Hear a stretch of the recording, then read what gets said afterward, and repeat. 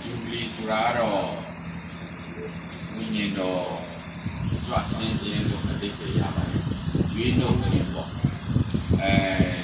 Jumbo up today, Leami the social day, daily Yoksong day, Eddie Kama, Jubilee Gala, Yala, Yaki, Window. Jubilee or Madonna be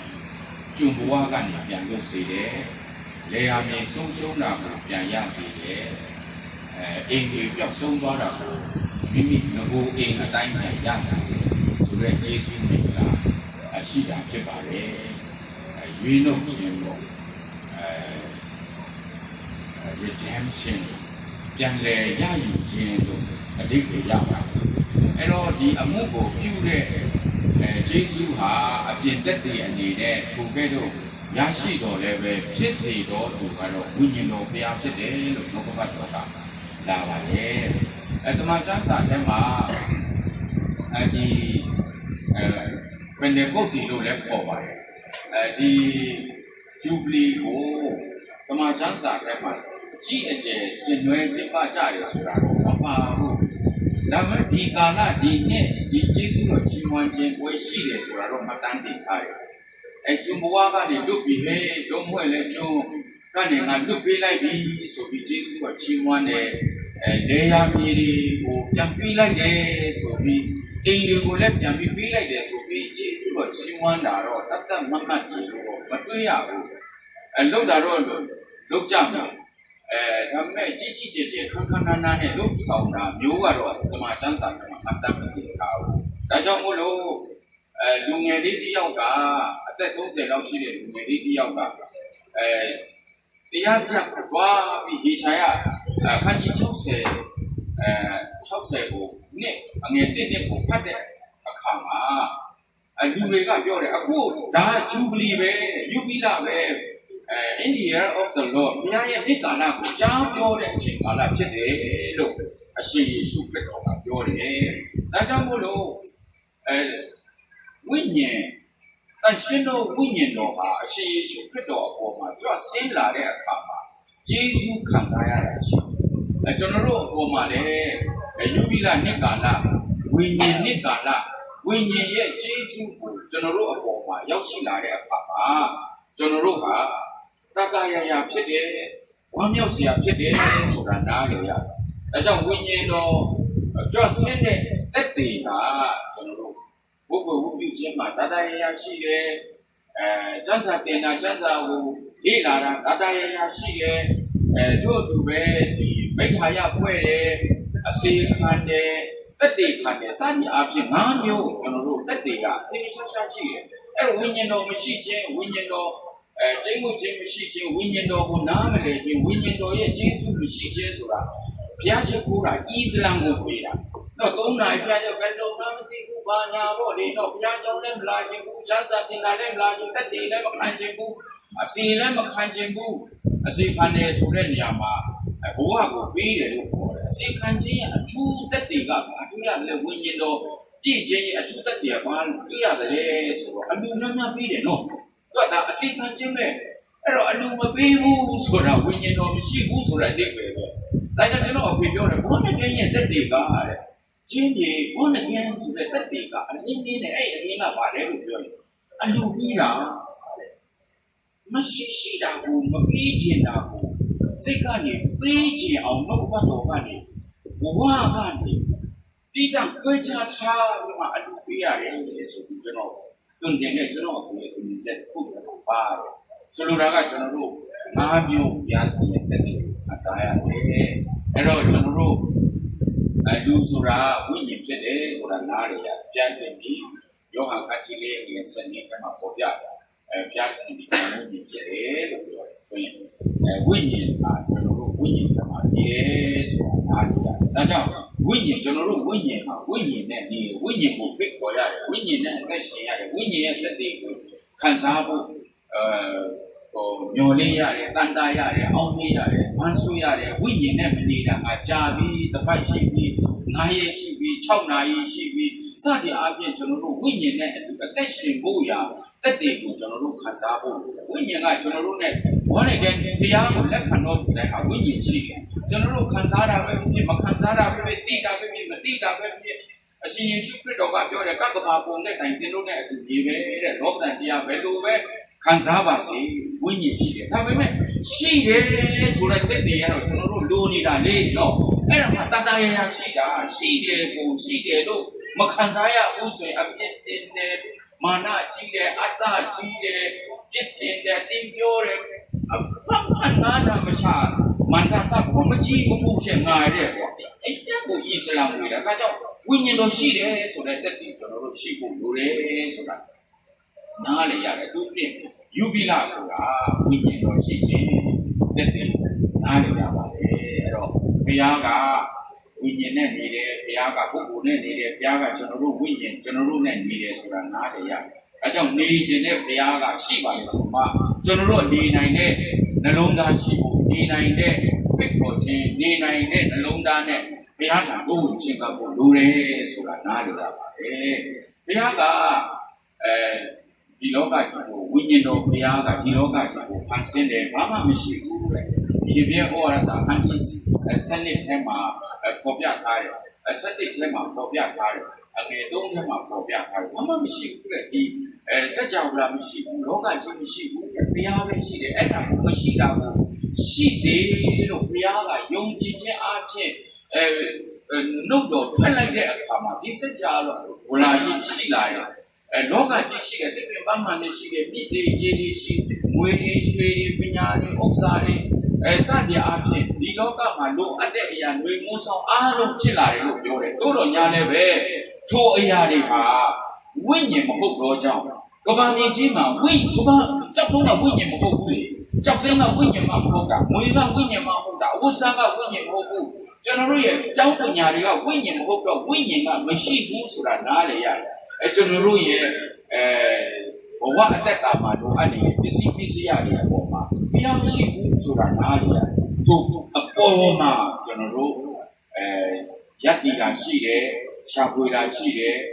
ကြိုးစားတာတွေရှိတယ်တို့တော်ညာလည်းပဲသူ့အပေါ်မှာဘုရားမရှိဘူးပစ္စည်းရမှာဘုရားမရှိဘူးဆိုတာနားလည်ရတယ်ကျွန်တော်တို့အပေါ်မှာတင်းနဲ့တာဘုရားရှိတယ်ပုဂ္ဂိုလ်ဖြစ်တော့တင်းဝိညာဉ်သေးတာဘုရားရဲ့ဝိညာဉ်တော်ကျင့်ဝတ်ကျင်တာဖြစ်တယ်ဟာလေလုယာဒါကြောင့်ကျွန်တော်တို့ဟာဒီဝိညာဉ်ကိုမစင်စားပဲလောကမှာရှိတဲ့အဆင့်အတန်းတွေပညာတွေရွှေငွေတွေအပေါ်မှာဒါမိကိုတယ်အသက်ရှင်တယ်ဆိုကြိုးစားအားထုတ်မှုပေါ်မှာမိမိရဲ့အတွေ့အကြုံပေါ်မှာအားကိုးတယ်အသက်ရှင်တယ်ဆိုဝိညာဉ်ရှိကြောင်းတက်တယ်မရှိဘူးဆိုတာနားလည်ပါတယ်ဘုရားကသူအသုံးပြုပါတယ်ဥပမာကျွန်တော်တို့ဒီမိုက်လုပ်တဲ့မိုက်ကလည်းနည်းပါတယ်မိုက်ကဒီမှာမှခက်ခဲပါတယ်ဒါပေမဲ့ဒီမိုက်ကိုလုပ်တဲ့လူရှိတယ်ဒီမိုက်ကိုကောင်းမွန်စွာရိုးရိုးလုပ်တာမဟုတ်ဘူးလက်အောင်လုပ်တယ်သူ့ရဲ့ဈေးကွက်ဝင်အောင်လုပ်တယ်အတုံးဝင်အောင်လုပ်တယ်အဆင်ပြေအောင်လုပ်တယ်အဲ့ဒါနဲ့ရောင်းစားတယ်ဒီမိုက်ကိုကောင်းမွန်လေးထောင်နဲ့ချီပြီးတောင်းနဲ့ချီပြီးဒီမိုက်ကိုလုပ်တယ်တို့တော်ညာလည်းပဲဒီမိုက်ကိုလုပ်တဲ့လူကဒီမိုက်နဲ့မနေပါဘူးဒီမိုက်ကတတ်တတ်ကြီးရှိနေတာသူအသုံးပြုတာပဲရှိတယ်ထို့သူပဲဒီလောကမှာရှိတဲ့အရာအလုံးစုံကိုဘုရားရှင်ပြင်ဆင်ပေးပါတယ်ထိုအထဲမှာမနေဘူးမိုက်လုပ်တဲ့လူပုဂ္ဂိုလ်ကသူ့မိသားစုနဲ့နေပါတယ်ဒါကြောင့်မို့လို့ဘုရားဟာသူ့မိသားစုနဲ့နေခြင်းတာဖြစ်တယ်ကျွန်တော်တို့ဒီလည်းပဲဒီလောကမှာရှိတဲ့အကြောင်းအရာတွေတော့များစွာအပေါ်မှာကျွန်တော်တို့အသက်မရှင်ပဲဘုရားနဲ့အသက်ရှင်ခြင်းနာဝိညာဉ်ဟောရဘုရားတန်ရှင်တော်ဝိညာဉ်တော်နဲ့အသက်ရှင်ခြင်းဟာဘုရားရှိတယ်ဆိုတော့တက်တယ်ကိုကျွန်တော်တို့ခံစားရဘုရားရှိတယ်ဆိုတဲ့လူတိုင်းဟာတတရာရာဖြစ်တယ်ဆိုတာကိုနားလည်ရတယ်ဒါကြောင့်ဒီထဲမှာတတရာရာဖြစ်တဲ့ပုံစံလေးတွေကိုကျွန်တော်တို့တွေ့ရတယ်နံပါတ်1ကဘာလဲလို့ပြောရင်စင်ရတာတို့အားဝမ်းမြောက်စရာကြံပြုံးစေခြင်းကတော့အရှင်ယေရှုခရစ်တော်ပေါ်မှာဝိညာဉ်ကိုကျင့်ဝတ်လာတဲ့အခါမှာဝိညာဉ်ပေါ်ငါ့ပေါ်မှာကျင့်ဝတ်စင်ရတာတွေကိုဝမ်းမြောက်စရာအကြောင်းကိုပြင်ဆင်စေခြင်းကတော့လို့ပြောတယ်ကျွန်တော်တို့မိမိကိုပတ်ဝန်းကျင်မှာရှိတဲ့ဝိညာဉ်တော်ဆင်းသက်တဲ့အခါမှာဆင်းရဲတဲ့အကြောင်းအရာမြောက်များစွာဘဝဆင်းရဲတဲ့အလုံးဆင်းရဲတဲ့မိသားစုဆင်းရဲတဲ့ဇေဒနာဆင်းရဲတဲ့အနာရောဂါဖြစ်နေတဲ့တမလွန်ဘောတော့အာမခံချက်မရှိဘူးဒါကြောင့်ဖျားနာတဲ့ ဆေးရုံမှာတက်နေရတယ်ပတ်စံမရှိဘူးဆေးရုံမှာအဲ့ဒီအရာတွေဆင်းရဲခြင်းအားလုံးကိုချမ်းသာစေခြင်းကတန်ရှင်တော်ဝိညာဉ်တော်ဆောင်ရွက်ပေးတယ်လို့ပြောတယ်ဟာလေလုယာဝိညာဉ်တော်ကျွန်တော်တို့အပေါ်မှာတွန်းလောင်းတဲ့အခါမှာဆင်းရဲတို့သူတွေကိုချမ်းသာစေခြင်းပါတော့လို့ပြောတယ်ဒီနေ့ကျွန်တော်တို့ဖျားနာနေတဲ့ဝိညာဉ်တော်ရှိကျွန်တော်တို့ချမ်းသာခြင်းကျေးဇူးရတယ်ထို့သူပဲဘဝအသက်တာထဲမှာချုပ်နှောင်ခိုင်းထားရတော့သူများကိုကျွန်တော်တို့ကချုပ်နှောင်ဘာတွေချုပ်စာရမာနချုပ်နှောင်တယ်ဘဝချုပ်နှောင်တယ်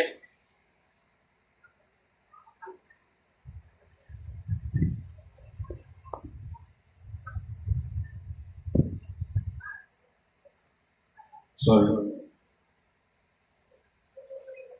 ဘဝ sorry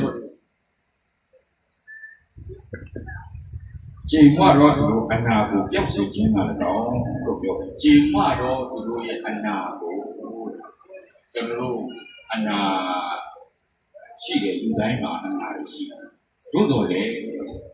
အနာကိုငြိမ်းစေတဲ့ကျင်မတဲ့အနာကိုပျောက်စေခြင်းပါ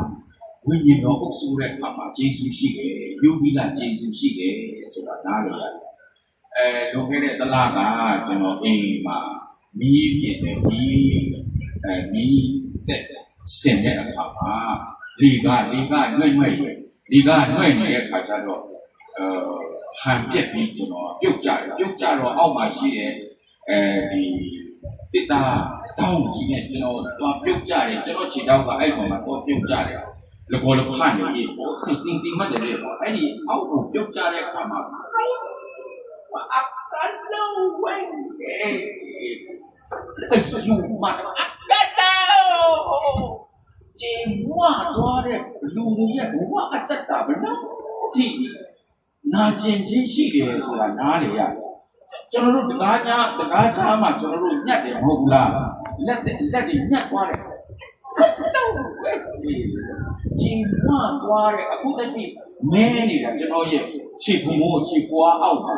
အခုတည်းညိုနေတာလမ်းကအဲ့နေရာကိုကြောက်ခက်ကတ်လို့ပဲပြန်ကြည့်နေရတယ်အဲ့ဒီချက်ဘယ်အရာကိုနာကျင်တယ်လဲဆိုရင်နှလုံးသားကျင်ဝါသွားတဲ့သူတွေပို့ပြီးနာကျင်ရတယ်သစ္စာဖောက်ခံရတော့သူတွေဘဝခါးတီးခြင်းခက်ခဲခြင်းဟာကျွန်တော်တို့လက်ညက်တာတဲ့ချက်တော့ပြုတ်ကြတာတဲ့ပို့ပြီးအောက်လာရှိတယ်ဆယ်နှစ်အောက်နဲ့ကျွန်တော်တို့မှာနှစ်ပေါင်း30အောက်နဲ့ကျွန်တော်တို့ဒီကိစ္စအကြောင်းပြောလိုက်တာနဲ့နှလုံးကကျင်ပါအပြည့်ပြည့်စေလို့မရတဲ့လူတွေကိုတဲ့ချမ်းသာစေခြင်းကဟာလေလုယာတန်ရှင်တော်ဝိညာဉ်တော်ဟာကျွန်တော်တို့အပေါ်မှာကျွန်တော်တို့နဲ့ပတ်သက်တဲ့သူအပေါ်မှာအလင်းလင်းတဲ့အပေါ်မှာပြန်ပြီးကျေးဇူးပြုတယ်ဆိုတာတမန်ကျမ်းစာမှာရှင်းရှင်းရေးဖို့You will be in the year of the Lord acceptable လို့ခေါ်တယ်ဘုရားသခင်လက်ခံနိုင်တဲ့နှစ်ကာလတန်ရှင်တော်ဝိညာဉ်တော်ရှိတယ်ကျွန်တော်တို့ဒီခြေထောက်တွေလက်တွေနာတာထက်အဲ့ဒီနှလုံးသားဘဝနာတယ်အလုံးနာတယ်မိသားစုနာတဲ့လူအလုံးကိုချမ်းသာစေခြင်းကလို့ဘုရားကျမ်းစာကပေါ်ပြထားတယ်ဟုတ်ပြီပေါ့နောက်ကျွန်တော်တို့အန်ဝါချုပ်ထားတဲ့ရှိတော့သူတို့အားတဲ့ချုပ်တောင်ခြင်းခံရတဲ့သူတွေရှိတယ်ကျွန်တော်တို့စာတန်ချုပ်ထားတာယောဂချုပ်ထားတာတဏှာချုပ်ထားတာမူကြီးစေဝါချုပ်ထားတာကျွန်တော်တို့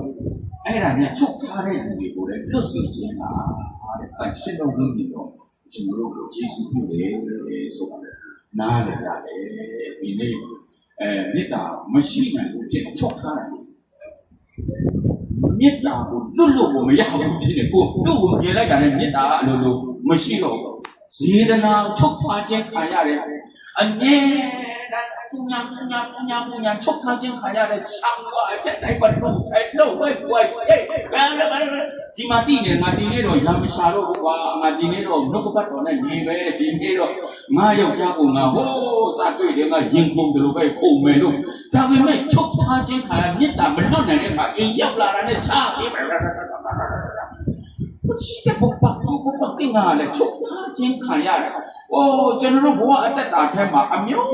မျိုးချုပ်ထားခြင်းခံရတယ်။စာရမာနချုပ်ထားခြင်းဘဝချုပ်ထားခြင်းခံအားလုံးကိုပြေလွတ်စေခြင်းမှာတကောင်းလို့ပြောတယ်။ထို့မင်္ဂလာရှိတဲ့နှစ်ကာလကို ကြားပြောဖို့တဲ့ Jubilee နှစ်ကာလကျွန်တော်တို့ဘုရားသခင် redeem the time လို့ခေါ်တယ်ဟေရှာယထဲမှာနှစ်ကာလကိုပြန်လည်ပြီးရွေးနှုတ်ပေးမယ်လို့ပြောတယ်ယူဘီလာကပြန်လည်ပြီးရွေးနှုတ်ပေးမယ်ကျွန်တော်တို့ဘဝအတ္တတာထဲမှာလွန်ခဲ့တဲ့နှစ်40လောက်တုန်းကဆုံးရှုံးခဲ့တာနှစ်30တုန်းကဆုံးရှုံးခဲ့တာနှစ်20တုန်းကဆုံးရှုံးတယ်10နှစ်တုန်းက9နှစ်လူပဲ6လတုန်းကဆုံးရှုံးခဲ့တဲ့နှစ်တွေကိုတဲ့အချိန်နာရီတွေကိုကျွန်တော်တို့ကို restore ပြန်ပေးမယ်ငကိုအတိုင်းပြန်ပေးမယ်ငကိုတိုင်းကစိတ်လုံးရှားခဲ့တဲ့ချစ်ကြိုက်ခဲ့တဲ့အရာကိုအခုပြန်ပေးမယ်ဟာလေလုယာမဖြစ်နိုင်တော့ဘူးဘဝအတ္တတာထဲမှာမရှိနိုင်တော့ဘူးနှုတ်ကပတ်တော်ဆုံးရှုံးခဲ့တာကျွန်တော်တို့စီးပွားဆုံးရှုံးခဲ့တဲ့နှစ်ကာလတွေဟာအချိန်နာရီဘယ်သူမှပြန်မပေးနိုင်တော့ဘူးတို့တော့ဝိညာဉ်တော်ကျွန်တော်တို့လွန်ခဲ့တဲ့နှစ်40တုန်းကဟာလွန်ခဲ့တဲ့နှစ်30ကို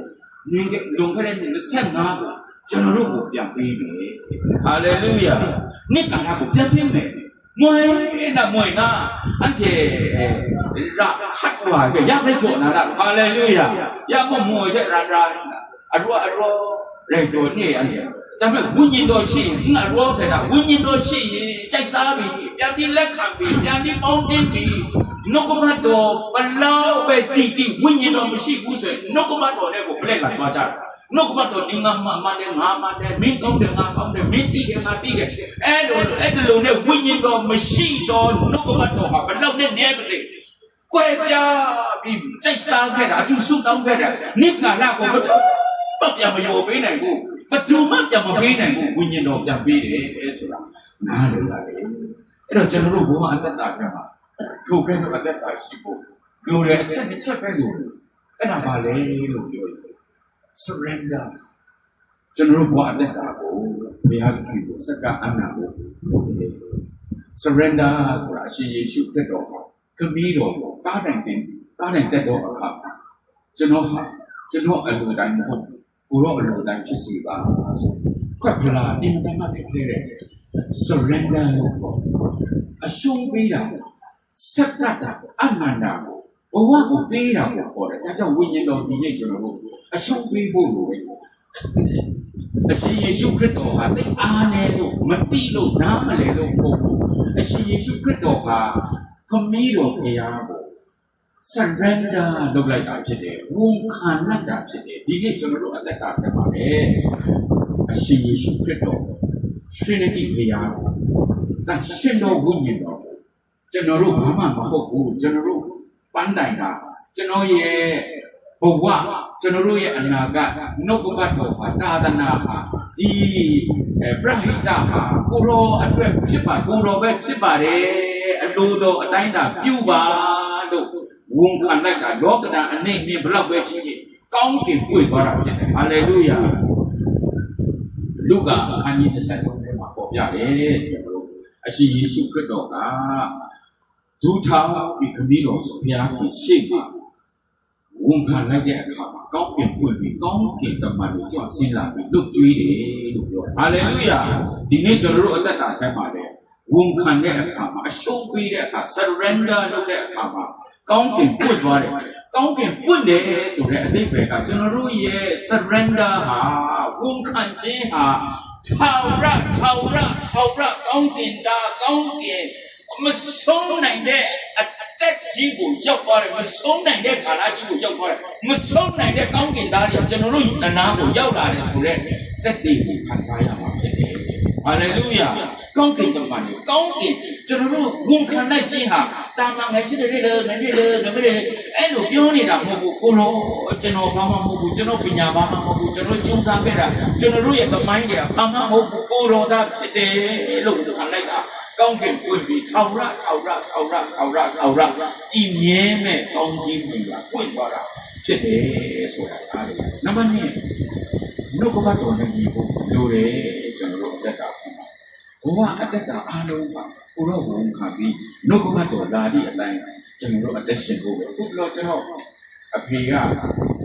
သူစားတာကခြေတော့အဆင့်ကြီးတောင်းတယ်တဲ့နှလုံးအားနေတယ်တဲ့အဲ့ဒါစားနေတာ10နှစ်လောက်ရှိပြီ တော့ဆောင်းတွင်းကာလကျတော့ရင်ကျက်တယ်ပေါ့ကျွန်တော်ရင်ကျက်တော့ကြီးနာကိုသွားတော့ဘာမှမရှိဘူးရင်ကျက်တာပဲဖြစ်တယ်အဲ့တော့ရင်ကျက်စိပြန်လာပြီယေရှုတော့ချီးမွမ်းတယ်ဒါပေမဲ့သွားကြထိုးတယ်သွားကြထိုးတယ်ကဲသူ့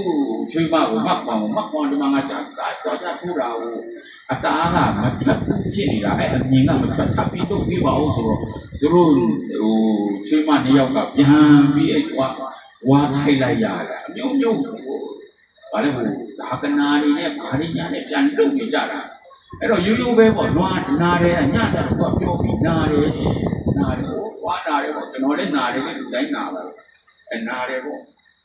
ဟိုဆရာဝန်ရှိသွားမယ်ပေါ့တော့ဆရာဝန်ရှိသွားတယ်ကိုကနည်းနည်းရောင်တခုမှရောင်တော့အဲ့ဒီ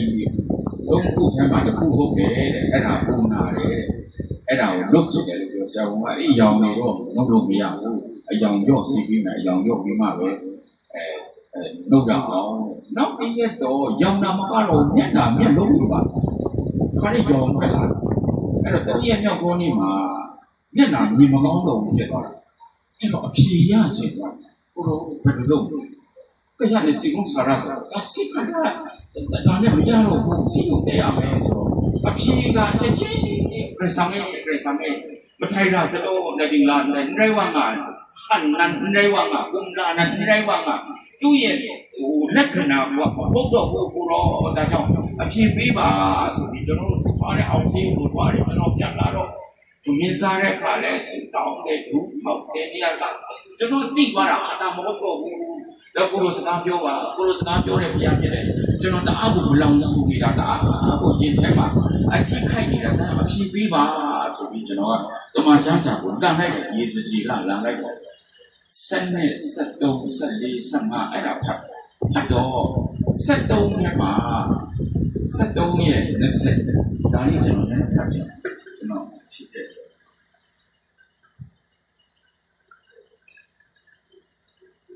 ယေစတိလာ15-20နောအေကံယေလာယောဘရှိနာအသက်ရှင်နေတိုင်းကိုသားသမီးကိုမကယ်နှုတ်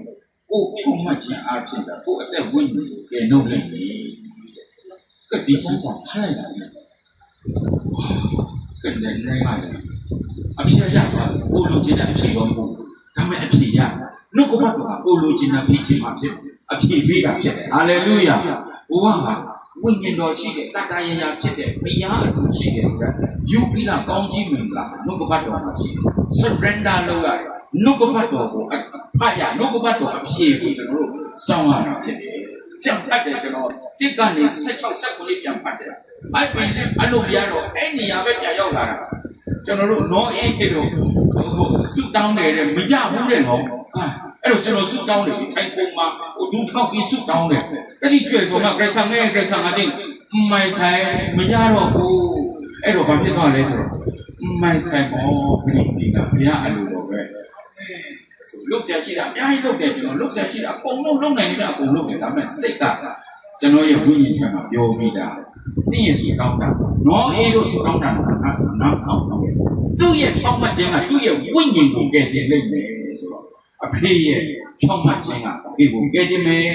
ဆိုတော့ကျွန်တော်စုတောင်းတာကိုဘုရားနားမထောင်တော့ဘူးဆိုတော့ကျွန်တော်ဒီတော့ AACC ပဲမြကြီးနားကိုဆက်သွားတယ်မလီစုကိုသွားတယ်မန္တလေးကိုသွားပါတယ်မန္တလေးကျွန်တော်သိနေတာမန္တလေးမသွားတော့ဘူးကျွန်တော်ဆေးရုံကြီးကိုပြန်သွားတယ်ဆေးရုံကြီးမှာနေရက်သွားနေတော့အဖေဆုံးသွားဒီကလေးကနေကျွန်တော်အဖြေပြီးကျွန်တော်တို့ဘဝအသက်တာထဲမှာအဖြေမြောက်များစွာလိုအပ်နေတာဒီရဟိတရဲ့အဖြေလိုအပ်တယ်ဒီပါမှာဆရာများရဲ့အဖြေလိုအပ်တယ်ကျွန်တော်တို့အနာဂတ်ရဲ့အဖြေလိုအပ်တယ်ကျွန်တော်တို့မိသားစုရဲ့အဖြေလိုအပ်တယ်အားလုံးဟာဘုပ္ပတ်တော်ရှိတယ်ဆိုတာနားလည်ဒါကြောင့်မိဘများကျွန်တော်တို့အသက်တာထဲမှာယူပြီးလားဆိုဝိညာဉ်တော်ရှိတယ်ဝိညာဉ်တော်ရှိတဲ့တက်တွေကျွန်တော်တို့မှာရှိဖို့လိုတယ်တတရရရှိဖို့လိုတယ်တတရရရှိတဲ့အသက်တာ၄-၅မျိုးတော့တမန်ကျမ်းစာထဲမှာပေါ်ပြတယ်သူတို့တတရရရှိဖို့ရကအချက်တစ်ချက်ပဲလိုတယ်ဝန်ခံဖို့လိုတယ်နှုတ်ကပတ်တော်တိုင်းအသက်ရှင်ဖို့လိုတယ်ကျွန်တော်တို့အသက်တာထဲမှာဝိညာဉ်အရေးကြီးတယ်ကျွန်တော်တို့ကိုယ်ကားရှိတယ်မဟုတ်လားလာတယ်မဟုတ်လားရည်စည်တယ်မဟုတ်လားအားလုံးပြင်ဆင်တယ်မဟုတ်လားအောက်မှာပြပြပေါက်ပေါက်ရရှိတယ်အကုန်လုံးပြင်တယ်ဒါပေမဲ့စီမထက်ဘူးဆိုရင်ကားကတွားလို့မှမရတာဒီတိုင်းထားရုံပဲ တန်တဲ့ပစ္စည်းကြီးရှိနေတာပဲရှိနေတာအတက်မရှိဘူးစီ